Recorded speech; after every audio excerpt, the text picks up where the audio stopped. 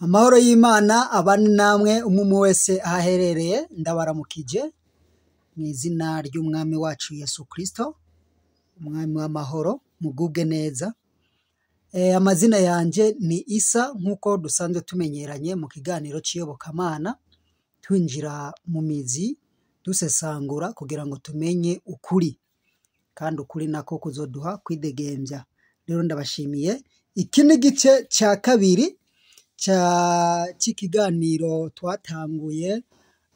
Muribuka ko igice ca mbere kiba kigizwe ikibazo twese dushobora kwibaza kandi kikatugora nko kuronkera inyishu. Muri ako kanya bigasabwa ko tugenda kugishakisha canke kugishakira ibisubizo, tugenda kugishakira inyishu.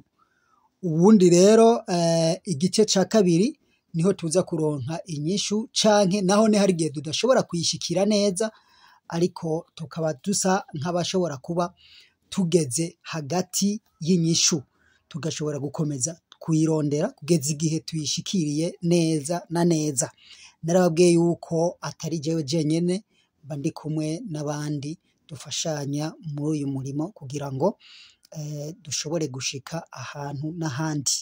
Rero muri byose ndabashimiye, ndagushimiye wowe uriko urankurikirana, ndanagushimiye wewe wemeye kubana natwe ukatwiyungaho kugira ngo dufashanye kugira ico tumenya canke ico dushikako mu by'ubutumwa bwiza, ibishobora kuba byaradusobye kugira ngo tubyigishanye dushobore kubishikira. Imana iguhe umugisha. Rero murabizi neza yuko iki kiganiro tugiye mu gice ca kabiri. Igice ca kabiri kigizwe n'inyishu zimwe zimwe dushobora kuba twarashitseko nubwo tutaba turazirangiza neza. Rero ikiganiro dusanzwe tushitseko kivuga ku vyerekeye ubutatu bweranda Mana imwe. Twarabonye ko ubutatu bweranda ni Imana imwe koko, kandi turanavyemera. Ubutatu bweranda Mana imwe, ariko tukavuga ngo ni Imana Data, Imana Mwana, Imana Mpwemu Yera, biba bigize Imana imwe. Rero kuba bigize Imana imwe, ico nico tushatse kwinjiramwo indani kugira ngo dushobore kukimenya mbega bimeze gute. Rero ndabahaye kaze, Imana ibahe umugisha. Twagiye rero twagiye tudatebeje kugira ngo ntidutebye ntitwicare.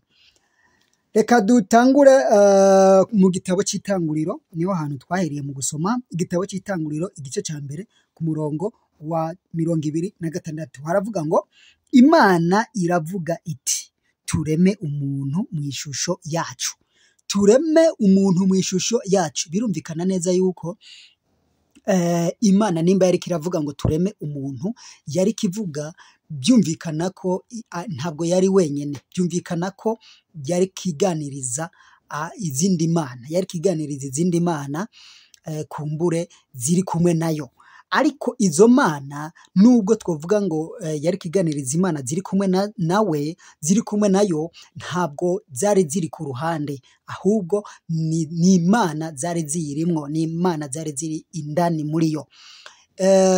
Twifashishije nk'akarorero, murabizi yuko umuntu ashobora gutambuka ariko aragenda mu mabarabara, canke aryamye, canke ari wenyene, agashobora kugira iciyumviro canke kwibaza. Mbese hariho n'abashika ugasanga ariko yivugana wenyene, kandi yavuga, wewe nimba utamubona ukaba ushoboye kumva ijwi ryiwe, wokwibaza ko ari kuganira n'uwundi muntu. Ushobora kwibaza ngo ari kumwe n'abandi bantu, uwo muntu kumbe ari kwivugana wenyene. Rero muri burya buryo aba ariko arivugana wenyene, burya ntabwo aba ari wenyene, ahubwo aba ari kumwe n'uwundi muntu atari n'umwega, bashobora kuba ari barenga umwe, bamurimwo indani. Murazi yuko umuntu ntari wenyene, agizwe n'izindi mpande, umuntu agizwe n'izindi mpande zimurimwo. Turavuga ngo umuntu agizwe na roho, umuntu agizwe n'ivyiyumviro vyiwe canke umubiri, igice c'umubiri, igice ca roho n'ivyiyumviro. Nyene umuntu agizwe n'uwundi muntu amurimwo, si umwe. Ariko si ico dushaka gushikako, ariko nshatse kukwereka yuko umuntu ntabwo aba ari wenyene. Rero Imana muri uwo mwanya yariko ivuga ngo tureme umuntu, yariko ibwira uwundi muntu ayirimwo canke iyindi mana iyirimwo indani. Rero muri uwo mwanya yariko ibwira iyo yindi mana iyirimwo indani, ni nayo yahavuye igira nk'uko bari kumwe, mbese bakora nk'inama, nk'uko bokora inama, nk'uko nawe ushobora kuba uri wenyene ugakora inama n'uwo muntu wawe akurimwo indani, n'ibyo bitekerezo byawe bikurimwo indani, mbese umuntu ukaba washobora wabivuga umuntu atari hafi yawe akibaza ko uriko muganira n'abandi bantu. Turashobora kwifashisha igitabo ca Yohana igice ca mbere duhereye ku murongo wa mbere. Haravuga ngo ubwa mbere na mbere jambo yariho, kandi jambo yahoranye n'Imana, kandi uwo jambo ni Imana. Byumvikane ko jambo mbere na mbere jambo yariho, ijambo ry'Imana ryariho. Jambo ni ijambo ry'Imana. Iryo jambo ry'Imana ryari riri indani mu Mana, kandi iyo Imana nimba ivuze ijambo, kandi ngo jambo yariho yahoranye n'Imana, ngo kandi ibyo byose byaremwe nawe. Murabizi neza yuko Imana mu kurema yo yaravuze ibintu birabaho, yaravuze ikintu kibeho kikabaho, iki niki kibeho kikabaho. Rero ijambo Imana yasohora mu kanwa kayo niryo jambo, kandi ni ijambo. Mu yandi majambo rero, iryo jambo niryo muntu, ni naryo Mana yariko ikorana nayo, yariko ikorana n'iyo nama. Iyo nama yariko ikorana n'ijambo ryayo n'iyindi mana iyirimwo, nayo tuzoyibona. Kuvuga iki?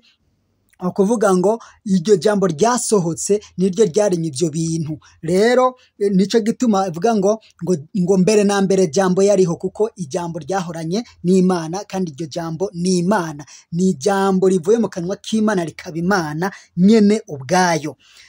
Twifashishe igitabo ca Yohana, tuje ku kigabane ca 14 duhere ku murongo w'9. Haravuga ngo ni jambo Yesu yishuye, yaravuze ngo Yesu aramubaza ati, mbega ko nahoranye namwe iki gihe kingana gityo, nturakaruha umenya ga Filipo? Ubonye jewe aba abonye Data. None uvuga ute ngo twereke So? Ntiwizeye ko jewe ndi muri Data, na Data akaba muri jewe? Amajambo mbabwira sayo nigeneye, ariko Data aba muri jewe niwe akora ibikorwa byiwe. Nimwizere ko ndi muri Data, na Data akaba muri jewe. Birumvikana ko Yesu Kristo ubwiwe yaravuze ngo Data aba muri jewe, nanje nkaba muri we.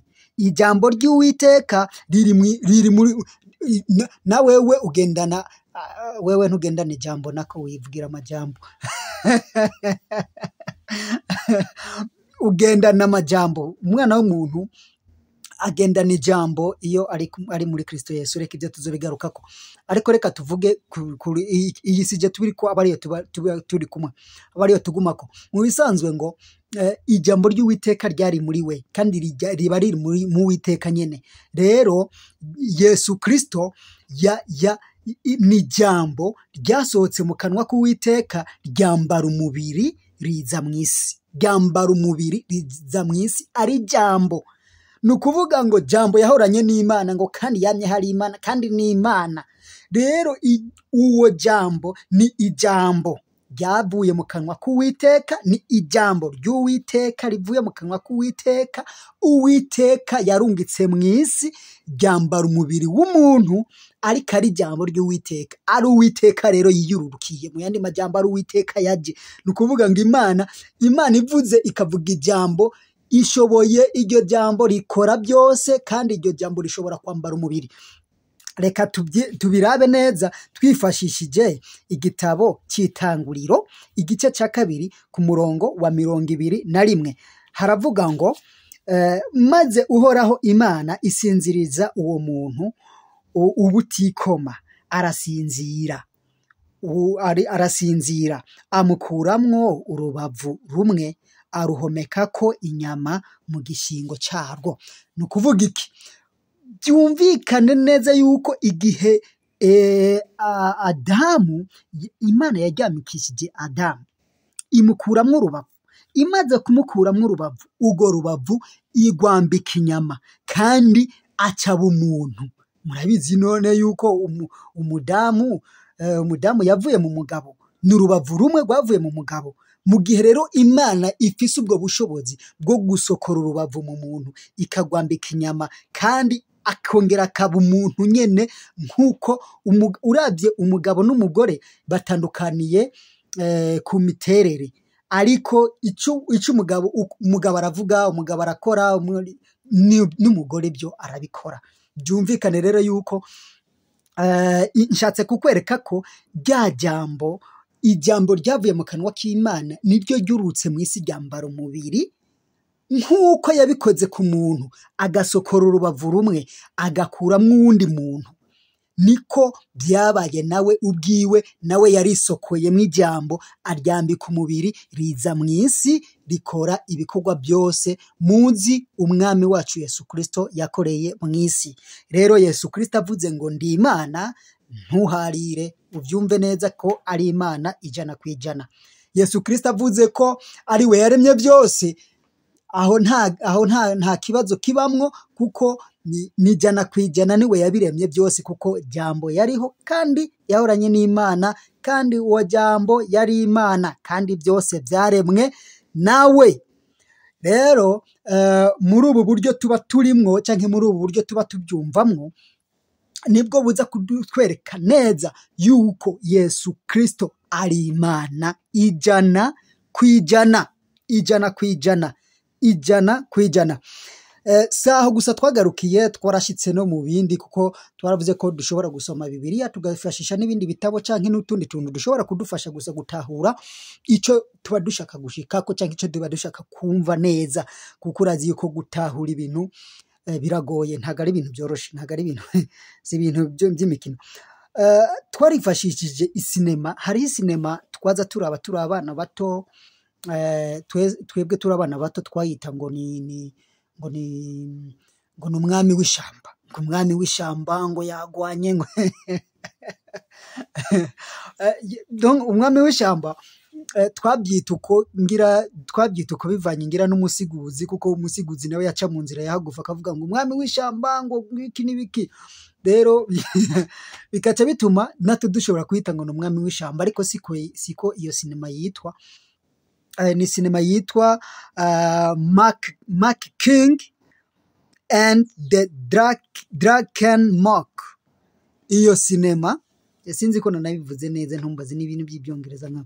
Iyo sinema ni sinema yakinye Jet Li na Jackie Chan. Hariho rero nabwo utogenda ngo uyirabe yose, ngo uyisanzure yose, ngo uje kuyimara. Jewe ico nshaka kukubwira gusa kugira ngo nawe ushobore kuraba ako gapica ahantu twebwe ahantu twe twisunze. Ntabwo twagiye ngo tuyirabe yose, twe twarabye akantu gashobora kudufasha gutahura iki kintu. Twafashe turobona hariho ahantu hashika uwo mwami w'ishamba canke uwo mumetre, sinzi ko nomwita, yasokoye agashatsi kiwe kamwe agataye hasi gacikamwo umuntu, kabamwo umuntu, kandi uwo muntu urumva asa na wa wundi, kandi uwo muntu wewe yaje asa nk'umuntu nyene ari young nyene, ari umuntu akiri muto ukuntu. Birumvikana rero yuko ako gashatsi niko kagarutse kaba umuntu.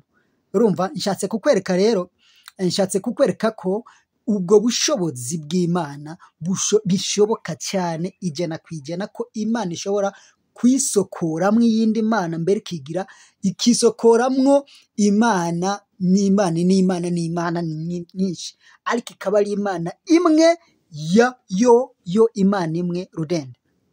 Rero ico nico twashitseko, naho hantu twageze tugerageze gushakashaka hirya no hino, ariko turacashakashaka turabe ko dushobora kubisobanukirwa bihagije, ariko nizera neza yuko Imana izodufasha tugashika neza aho dushaka gushika.